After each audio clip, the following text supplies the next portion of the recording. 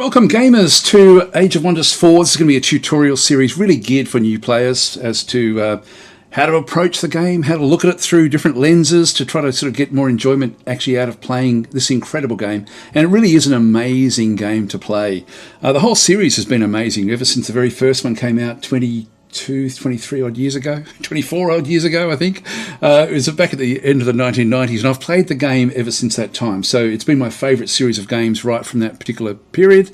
And so I do play and know the game fairly thoroughly. So hopefully I'll be able to inject a bit more interest or information for you to be able to then sort of see it through perhaps a lens that you may not be looking at the game through. It is one of these games that can be quite complex. So I certainly know from when I'm streaming the game or when I've been recording the game, I get a lot of comments from people who say they love the idea of the game. They will often buy the game, but they won't play the game or won't play it much for the simple reason that they feel that it's either too complex or that there's things that they don't actually understand. And so I'm hoping that this series will actually allow you to look at the game through, as I say, through a different lens and hopefully sort of approach the game in a way that will give you more enjoyment when you actually do go and actually play it. So, Age of Wonders 4, what is it? Well, it's the fourth iteration it's actually technically the fifth iteration in the Age of Wonders series of fantasy games, and the sixth iteration of the actual game itself, because you've then, before Age of Wonders 4 was Planetfall, which was more sort of sci-fi based, but a lot of the lessons from Planetfall have been applied to Age of Wonders 4, and this really is the pinnacle of all of the other games that came before it. In fact, it's sort of funny, and I won't go this into too much detail. I could actually talk about this for quite some time because I'm really passionate about it, but I know that if you're a beginning player, you're not going to be that passionate. But this one really does go right back to Age of Wonders 2 and takes a lot of what Age of Wonders 2 did so well and then try to sort of mold it into what they've then done over the over the following decades, because it really has been a long time in development to sort of get to this absolute work of art that they've actually produced, which is Age of Wonders 4. So let's go through and before I do get started, I do want to thank my Patreon supporters and anybody who supports the channel, whether it be through YouTube memberships or, as I say, through Patreon, through my Ko-fi.com/DazTactic page. I'm selling this game. It's featured on my Nexus game store as well. So if you have supported the channel in any way, then special thank you goes out to you. Please consider liking and subscribing if you do like this sort of content, and particularly if it does help you get enjoyment from the game. That's really my goal here, is to sort of get it so that you guys actually enjoy playing the game. Not so much, I'm not going to be trying to min-max things. I'm not going to be trying to sort of give you little sneaky things that you can do that will give you an advantage. I'm going to be going through the principles for pretty much most Age of Wonders type games to give you the best enjoyment. As I say, looking at it through a lens that will give you the most enjoyment. Now, before we get started, this particular video will just be an introduction video. I'm just going to be going through in this one what the Mage Haven is, what Godir are, and what the Pantheon is. And if that doesn't mean anything to you, it doesn't really matter that much, to be honest. This is more the fluff before we get into the game itself.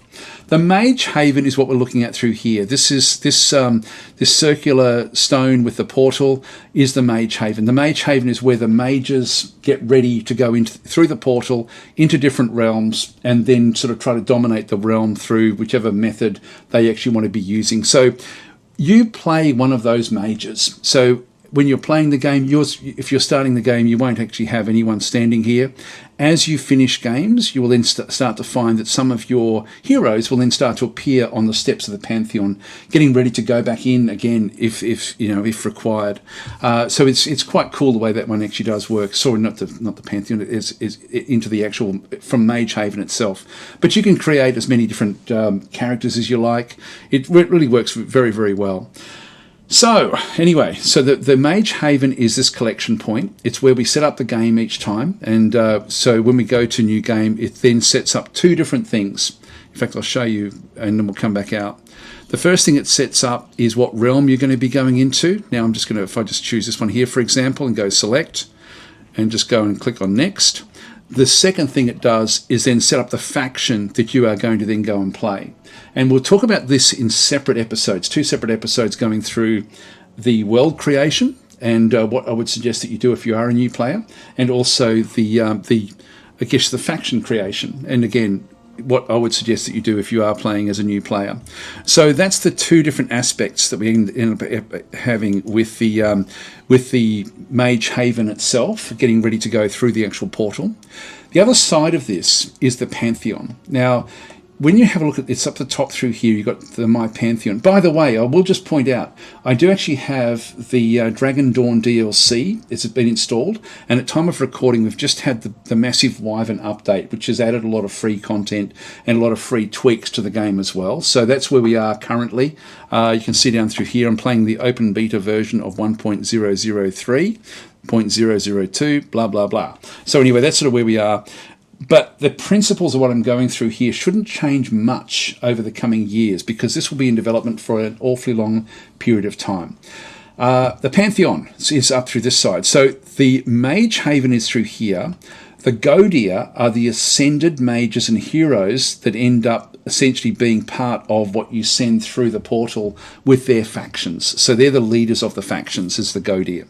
The Pantheon is where you start to then develop. So as you win scenarios, as you win portals, with each win, you are then going to have this particular force then sort of come back through, or not force, but this particular Godia will then ascend and become available in your Pantheon. So I've won the game 7 times so far. I've played it a lot more than 7 times, but you end up with them through here. You can actually eject them from here as well, and you can actually also designate whether they're going to come back in. So Scepter hero, this Godia may show up as a recruitable hero in the game. So you can actually have them come back and play as a part of what you're doing. You can go back and have it so that to set them up as rulers as well, so you actually end up playing against them as an actual ruler. But so you got the choice there of either one or two of them. Sort of the way it sort of does work. You'll notice that it flicks around things a little bit at the back end there as you sort of start to click on these things in through there as well. Anyway, that's the Pantheon. As you win the actual scenarios, you then get Pantheon points, which gives you progression. And you can see I'm at level 36, which is a fair way through at this point in time. There's still got a lot of unlocks. Now, the unlocks that I can get, if I did actually have any points that I could spend, they would sort of wobble the actual areas that I can actually go and go and get. Now, these are mainly fluff, as in they're mainly just cosmetic changes. So a lot of them will be different sorts of helmets or wizard hats. There might be capes. There could be icons, that can be used for the different factions. Sometimes you're going to end up with like an actual what's called a culture trait, and so culture traits they change the game. They allow you to actually then go and choose when you're setting up your wizard, you can then set it up with a different type of unlocking through here. And again, you can just hover over, like as long as you get onto anything, you can just hover over and then just keep on hovering over more and more to sort of see what's going on. But these are interesting. But they're not required at the start of the game. So you'll find that, again, we've just got a prophet cape, we've got another icon, another prophet crown, and then we come back into another culture trait, which is banner lords. Now, not all of them will actually have culture traits. Most of these will just be, as I say, the ones that I've skipped over have just been literally just cosmetic sort of changes. But they do unlock weaponry as well, so this one does unlock a weapon, and that's really all you're going to sort of find in this portion of the progression. Back over here, though, these unlock at different levels. Now we're up to level 36, or I'm up to I'm up to level 36. I use the global we all the time. I guess I always think in terms of that sort of sense, but yours won't be unlocked at the start, so you need to just keep on playing games, winning games, or even just surrendering when you've had enough of a particular run. Just surrender and then you'll get the points. So you get the points basically whether you surrender or win. You don't get the points if you just delete the file afterwards, which that could be a bit of a trap. It is worth unlocking. And so these over through here will give you different types of realm effects, essentially. Like this is a realm of the Frozen Realm. Here we've got the realm of city-states, the Primordial Realm. So this unlocks different other things. I'm hoping that over time this gets fleshed out a lot more.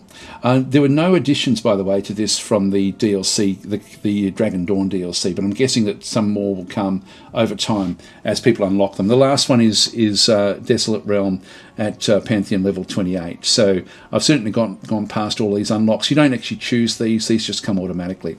So that is the Pantheon, that is the Mage Haven, and these are the Godia.